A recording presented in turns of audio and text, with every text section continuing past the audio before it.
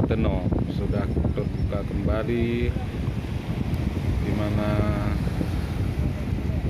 sudah sangat lebar muaranya. Mudah-mudahan tidak akan terjadi lagi pendangkalan.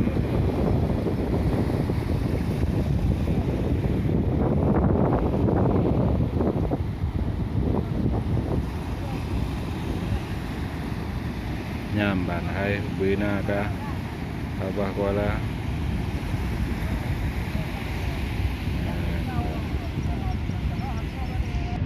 Muara Tenom yang bina hai kaduka yang Wiraya kada